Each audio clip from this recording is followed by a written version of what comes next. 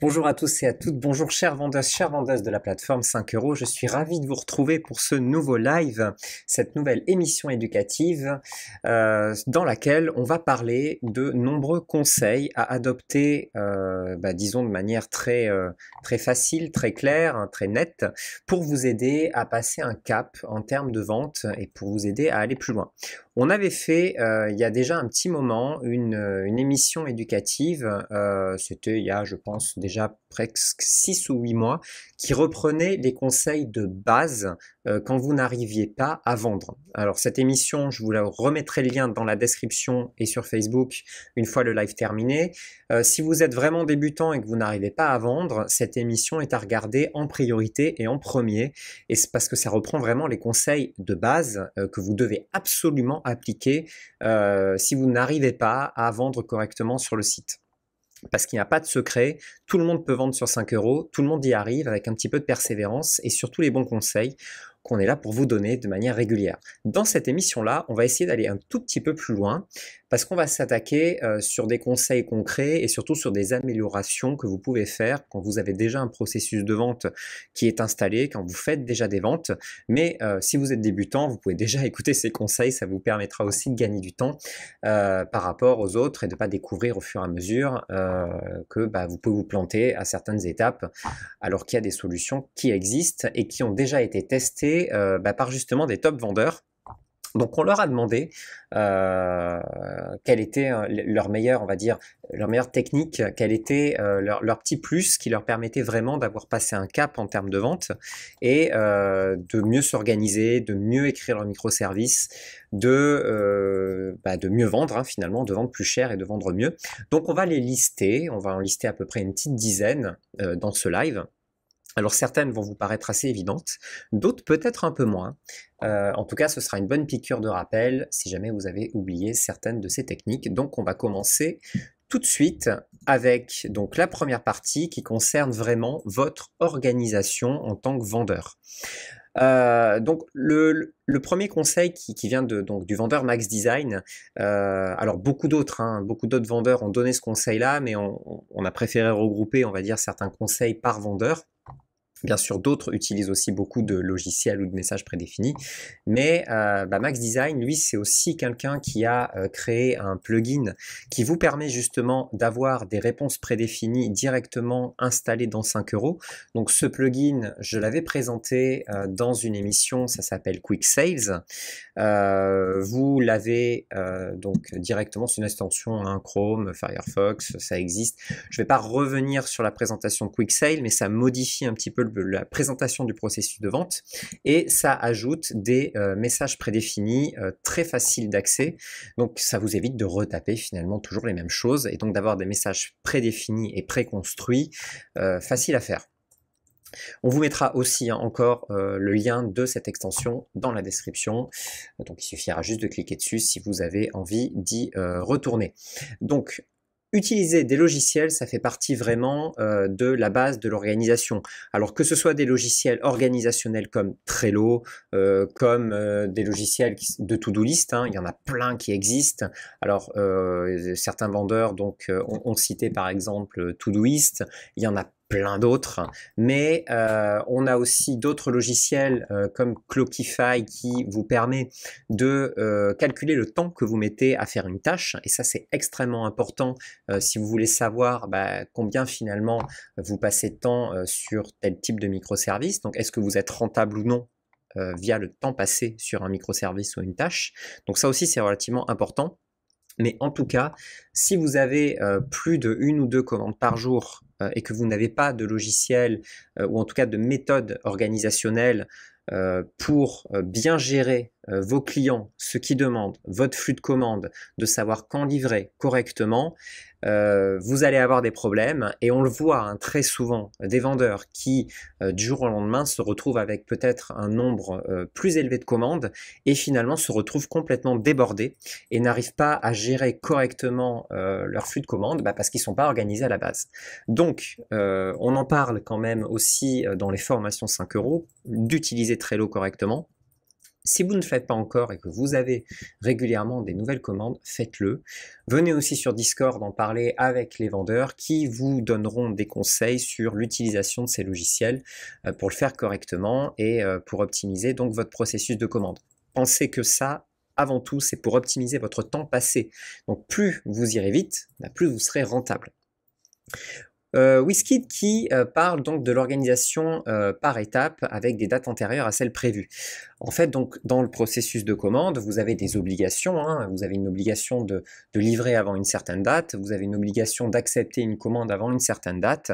Et tout ça, donc, ça fait partie un petit peu, ça complète mon premier point qui était de se servir d'un logiciel pour s'organiser. Donc, ça fait partie de ça. Hein. Si vous avez, par exemple, un logiciel de to-do list, vous devez vous organiser étape par étape avec des dates.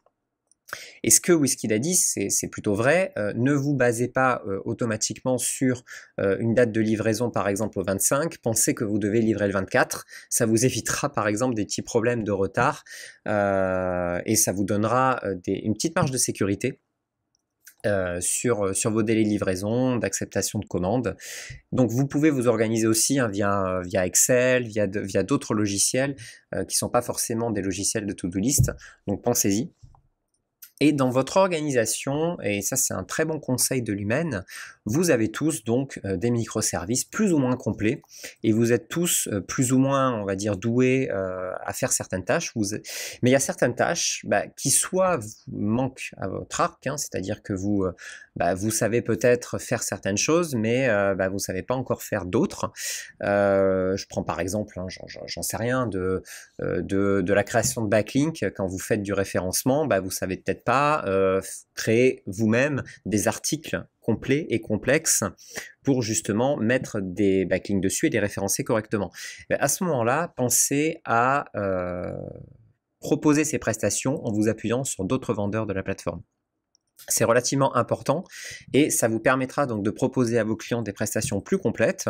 Vous pouvez en sous-traiter une certaine partie, donc soit parce que vous n'avez pas cette compétence, soit parce que cette partie du travail vous prend trop de temps ou vous avez juste pas, vous avez juste pas envie de la faire, hein, ça peut aussi arriver. Donc pensez à sous-traiter, avoir quelques vendeurs que vous connaissez bien, dont vous savez qu'ils travaillent correctement. Et comme ça vous permet à vos clients de proposer des prestations déjà plus complètes et de garder le client directement sous le coude si surtout il a besoin d'autre chose. Donc c'est plutôt pratique.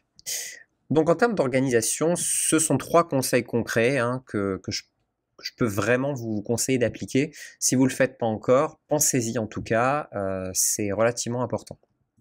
Ensuite, on passe sur tout ce qui est relation client avant de passer vraiment au microservice en tant que tel. Alors, faire du cross-selling ou de l'upselling, pareil, ça peut paraître assez évident, mais il faut bien le faire. C'est-à-dire qu'il faut proposer de faire des prestations complémentaires ou supplémentaires au bon moment. C'est-à-dire que si vous commencez, par exemple, dès qu'un client vous contacte, vous lui balancez plein de choses que vous pouvez faire, vous lui proposez plein d'options supplémentaires, vous allez sans doute lui faire peur et il va sentir que soit vous avez vraiment envie de lui vendre tout et n'importe quoi, ce qui n'est pas bon, soit que vous maîtrisez pas bien la relation client et donc il va envie d'aller voir ailleurs.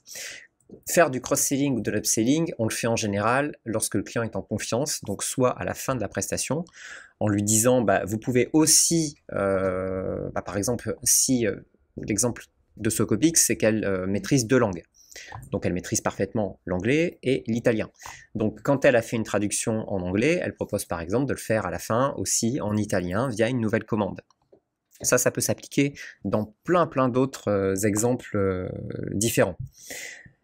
Et pour l'upselling, donc c'est toujours la petite option supplémentaire, le petit truc dont le client n'avait pas forcément pensé. Donc quand il va passer commande, n'oubliez pas qu'à chaque étape de la commande et tant que la commande n'est pas terminée, le client peut rajouter une nouvelle option.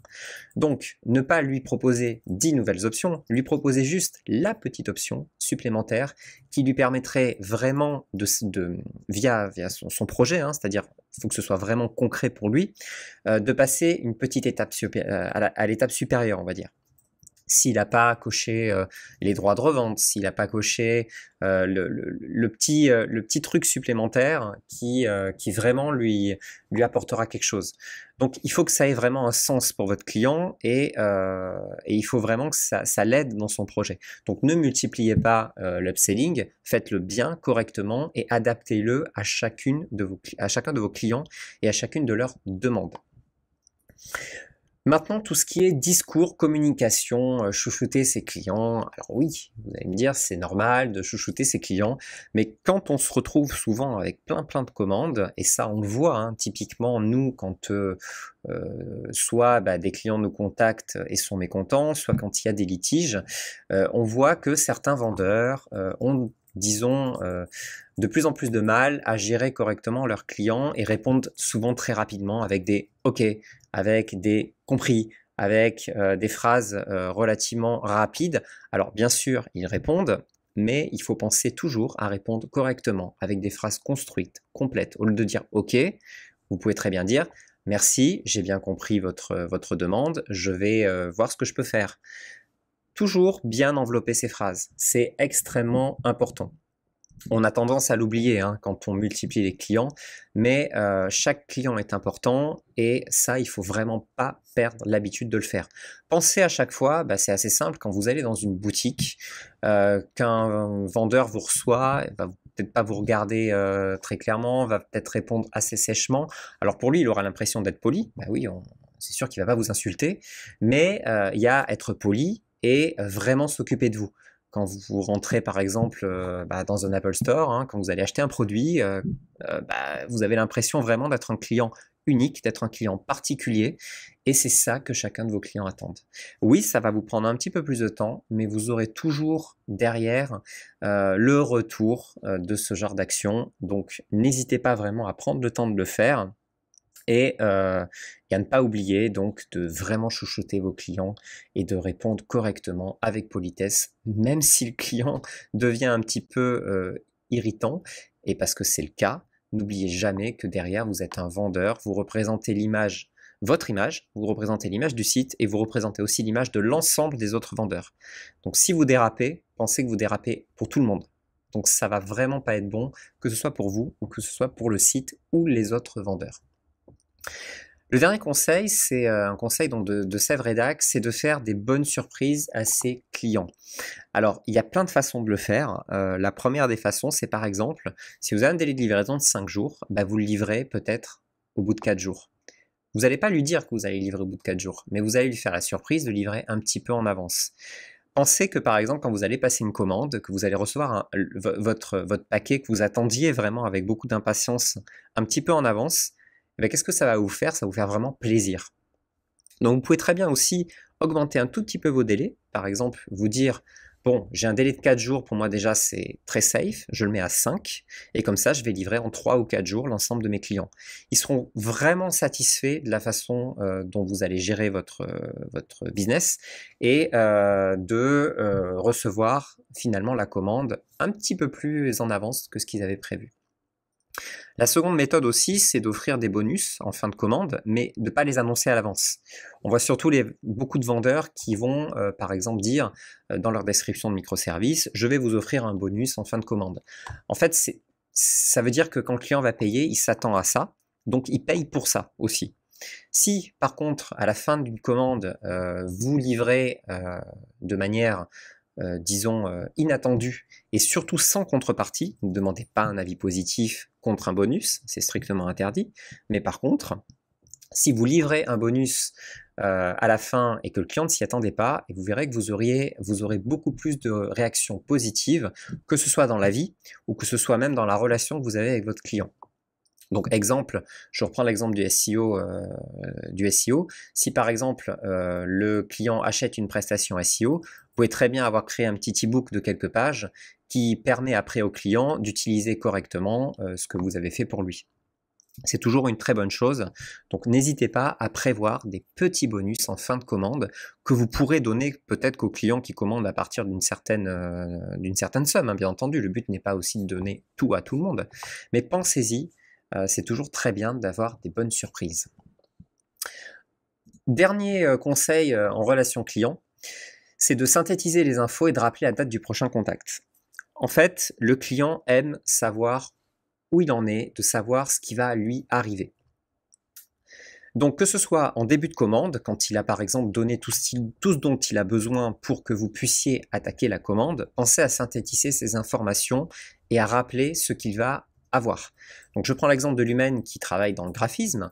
Lui par exemple, quand il va créer une maquette, quand il va créer un logo, quand il va créer un montage, il fait le récapitulatif de l'ensemble des consignes du client et il lui rappelle ce qu'il va avoir. Par exemple, il va avoir un fichier qui sera en format PDF ou qui sera en format PSD en fonction de ce qu'il a commandé et quand il va l'avoir ou quand il va le contacter pour lui prévenir que, par exemple, il fait un point au milieu de la commande. Donc le client sait et est rappelé de ce qu'il va obtenir, donc il a finalement zéro surprise quand Lumen va le livrer, et aussi il sait exactement quand Lumen va le recontacter. Par exemple, dans 2 jours, je vous recontacte pour vous dire à quel niveau j'en suis de votre commande. Et donc s'il le recontacte dans 2 jours, eh ben, le client sait vraiment que ce vendeur-là est super sérieux, qu'il respecte ce qu'il dit, et ça c'est très important, qu'il respecte ses délais, et il y a beaucoup moins de surprises, beaucoup plus d'avis positifs, le climat est beaucoup plus sain, surtout par exemple quand il y a une demande de retouche, eh ben, ça se base sur ce qui a été prédéfini à la base, et finalement, il y a beaucoup moins d'erreurs qui sont faites. Donc, à chaque étape, pensez à bien synthétiser ce que vous faites et surtout à vous tenir à ce que vous dites à votre client. Si vous dites, vous le recontactez dans 2 jours, contactez-le dans 2 jours et utilisez vos logiciels pour ça. On voit beaucoup trop de vendeurs qui disent à leurs clients « je reviens vers vous dans 2 jours, je reviens vers vous à telle date » et qui ne le font pas. Et ça, c'est extrêmement grave et ça, vous perdez toute crédibilité en fait en faisant ça. Dernier conseil de Lumen en relation client, c'est d'être proactif et proposer une liste d'options après une question. En fait, c'est de ne pas attendre que le client vraiment vous détaille de manière super précise son projet. Quand un client ne sait pas vraiment ce qu'il veut, il faut être proactif et lui proposer des choses. Donc via votre microservice, mettez-lui le lien de votre microservice avec les options sur lesquelles il doit cocher. Mâchez-lui vraiment le travail pour qu'il passe commande, surtout s'il ne vous a pas passé commande. Et n'attendez pas le client, soyez vraiment proactif pour lui faire des propositions.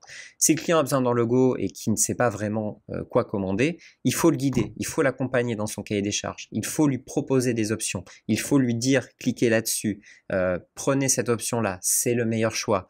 Pourquoi c'est le meilleur choix ? Et vraiment mâcher le travail. Oui, bien sûr, ça peut être un peu plus long, mais c'est aussi comme ça que vous aurez des commandes avec un panier moyen beaucoup plus élevé. On passe à l'avant-dernière partie qui est la structure de votre microservice. Donc là, c'est vraiment dans la façon dont vous allez présenter les choses, présenter votre travail à vos clients. Les prix et les packages. Alors ça, c'est capital. Il ne faut pas hésiter à jouer sur la psychologie de vos clients. Un texte de vente, ça ne s'invente pas. Vraiment pas. Quand par exemple on a fait cette présentation dans la nouvelle création de microservices, on vous propose de présenter votre microservice en 3 étapes ou via une autre méthode. Vous pouvez aussi utiliser la méthode AIDA, qui est donc une méthode pour réaliser un texte de vente qui est correct. Il faut absolument apprendre à écrire correctement votre texte de vente parce que c'est là-dessus que vous allez jouer psychologiquement sur vos clients et que vous allez arriver à le convaincre en écrivant donc votre microservice. Mais pour aller un petit peu plus loin, il faut aussi jouer sur vos prix. Si vous proposez par exemple uniquement 2 packages, un très cher, un pas cher, vous allez manquer disons, d'argumentaire pour que vos clients commandent soit le plus cher, soit le moins cher. Ce qu'il faut, en général, c'est avoir 3 à 4 packages différents, donc de la même chose. Si par exemple, je prends l'exemple de Ion TBC, donc qui fait encore des backlinks, lui, il propose en tout, si je descends, il propose 1, 2, 3, 4, 5, 6 packages. Ok, 7 même avec le dernier. Mais les packages qui nous intéressent, on va dire que c'est surtout ceux-là. C'est vraiment les plus chers. Les premiers, c'est un petit peu le prix d'appel. Les derniers, c'est là où les clients qui ont vraiment un gros besoin vont devoir choisir. Donc les clients ont un gros besoin, en général, Est-ce qu'ils vont choisir le moins cher? Bah, ils vont se dire non, parce que le moins cher, en général, c'est sur quelque chose qui sera peut-être pas optimal par rapport à ce que je recherche. Et donc, moi, j'ai un certain budget, j'ai pas envie de prendre le moins cher parce que j'ai envie vraiment de quelque chose de qualité. Est-ce qu'il va prendre le plus cher? Bah, en général, non plus, parce que le plus cher, c'est OK, le vendeur, il essaie tout de me refourguer dans le package le plus cher. OK, c'est peut-être super qualitatif, mais c'est peut-être pas ce que j'ai besoin et j'ai l'impression de me faire avoir en commandant le plus cher. Donc, ce qu'il va faire, c'est qu'il va essayer de choisir entre les deux au milieu. Et comme par hasard, vous avez un à 480 € et un à 500 €. Donc, les prix sont quasiment équivalents. Donc, bah, qu'est-ce qu'il va faire? Il va prendre celui à 500 €. Donc, vous aurez réussi à optimiser votre prix uniquement avec la psychologie du prix, donc c'est-à-dire en proposant plusieurs packages qui se ressemblent, qui ont certains avantages. Le premier, il va vraiment manquer quelque chose d'essentiel. Les deux du milieu, ils vont être relativement proches. Et le dernier, il va vraiment être ultime, hein, c'est-à-dire qu'il va vraiment tout mettre. Et donc là, vous capterez vraiment les clients qui veulent être accompagnés de A à Z, mais il faut vraiment jouer sur ces deux au milieu, et c'est là où il faut avoir le plus de commandes. Donc j'espère avoir été clair. Vous pouvez l'adapter à plein d'autres microservices, mais jouez sur les prix et jouez sur vos packaging pour optimiser le prix d'entrée de chaque client. Utiliser la galerie d'images pour présenter son travail. On voit trop peu de vendeurs utiliser correctement la galerie d'images. Alors quand on est graphiste, bah oui, ça vous paraît évident, vous montrez vos réalisations graphiques. Donc vous allez utiliser la galerie d'images. Et quand vous êtes un vendeur par exemple qui fait de la rédaction, eh ben, on en voit très peu mettre des exemples de textes rédigés dans la galerie d'images. Quand vous êtes community manager, on voit extrêmement peu d'exemples de votre travail, de ce que vous avez réalisé en termes de création de posts, de création de pages, Facebook, Google, Instagram, enfin bref, de community management. On voit très peu d'exemples de ce que vous faites. Donc, il faut absolument optimiser et mettre beaucoup plus d'images que ce que vous mettez actuellement. Mettez des exemples de votre travail, mettez des vidéos de ce que vous faites, présentez-vous en vidéo. Un client, quand il arrive sur un microservice, oui, l'image principale c'est la plus importante et c'est ça d'ailleurs dont on parle partout sur le site. La première image c'est la plus importante parce que c'est celle qui apparaît dans vos catégories. Mais quand un client va vraiment faire son choix, il veut des exemples de ce que vous faites, il veut vous connaître un petit peu plus, il veut savoir en plus des avis ce que vous avez réalisé pour les autres clients. Vous avez la possibilité maintenant de mettre 10 images dans vos galeries. Il faut absolument que vous les utilisiez à fond. Et que vous soyez un vendeur dans la rédaction, dans l'audiovisuel, que vous êtes créateur de site, que vous êtes coach, que vous faites des formations, il faut mettre des exemples de ce que vous faites. Si vous n'avez pas d'exemple de ce que vous faites, présentez-vous. Mettez des photos justement faites une courte présentation de vous en vidéo. Bref, soyez créatifs. Au plus vous avez d'exemples, au mieux c'est. Le dernier conseil de la structure de votre microservice, c'est Marie Rédaction qui nous donne, et c'est d'adapter son microservice aux périodes de l'année et à sa cible. Eh bien oui, par exemple, quand on est en plein été et que vous parlez peut-être dans votre microservice des fêtes de fin d'année ou disons d'autres choses qui n'est pas forcément adaptée à la période à laquelle on se trouve, eh bien tout de suite le microservice va nous parler un petit peu moins. C'est évident. Donc, période de l'année, ça peut marcher, mais c'est surtout à sa cible. Vous devez connaître votre cible, vous devez connaître à qui vous vous adressez. C'est très bien d'avoir un microservice un petit peu généraliste, mais si vous savez que vous avez par exemple un microservice qui s'adresse surtout, par exemple, aux hommes qui sont entre 20 et 30 ans, parlez-leur vraiment en les connaissant, en sachant à qui vous parlez. Donc, vous allez avoir un discours qui va être plus compréhensible de la personne qui va vous lire. Elle va se sentir plus écoutée, plus en confiance, et donc va commander un petit peu plus facilement. Donc bien sûr, vous devez donc faire une réflexion a priori, et vous devez comprendre à qui vous vous adressez, et vous devez connaître votre cible.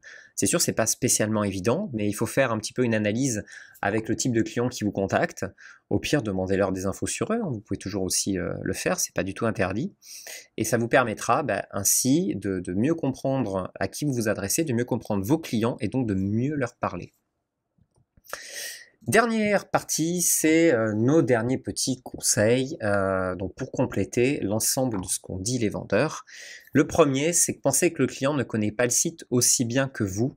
Et donc ça, à chaque étape du processus de commande, bien sûr, on leur explique tout. Bien sûr, ils ont tout expliqué sur leur processus de commande. Ils reçoivent des mails, ils ont la FAQ, ils ont tout.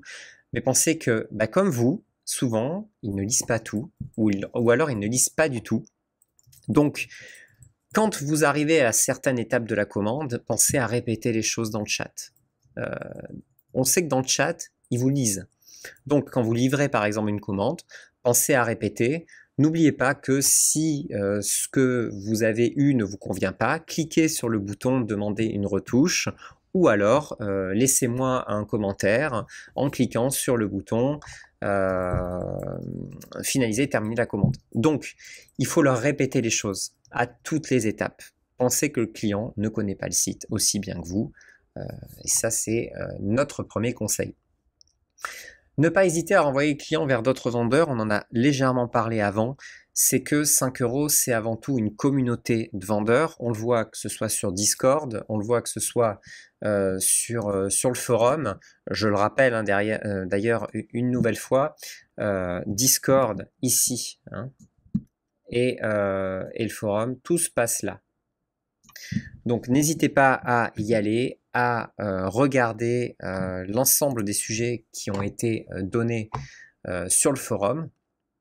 C'est ultra important. Donc n'oubliez pas de le faire. Et venez discuter sur Discord parce que c'est cool et parce que vous allez connaître vraiment la communauté de vendeurs. Et donc vous allez pouvoir comme ça aussi vous échanger des clients. Si vous êtes par exemple en manque de temps sur une certaine commande, vous serez bien content de le renvoyer à un autre vendeur de confiance. Et cet autre vendeur de confiance, quand lui n'aura pas le temps, sera bien content de vous renvoyer aussi l'ascenseur avec un nouveau client. Et le dernier conseil, c'est que il y a pas mal encore de vendeurs donc, qui sont particuliers sur le site, c'est bien entendu pas un problème. Cependant, un client a toujours plus confiance à commander à quelqu'un qui a déjà le statut professionnel. Donc que ce soit auto-entrepreneur, que ce soit sa société, pensez si vous êtes professionnel à l'indiquer clairement sur le site, que ce soit dans la description de votre microservice ou dans la description de votre profil. Pensez aussi que un jour ou l'autre, nous le mettrons en avant sur le site, le fait que vous soyez pro. Une fois que vous avez donc bien mis ce statut à jour, pensez à le revendiquer, tout simplement. C'est vachement important. Voilà, je pense qu'avoir vraiment été assez clair. Je remercie d'ailleurs tous les vendeurs qui ont joué le jeu et qui nous ont donné leurs conseils pour vous les donner à vous, en espérant que ça vous serve. Nous vous souhaitons en tout cas une excellente semaine, d'excellentes ventes. Bien sûr, on n'a pas pu tout dire, mais on y reviendra encore dans d'autres émissions éducatives. Et en attendant, je vous dis à la semaine prochaine.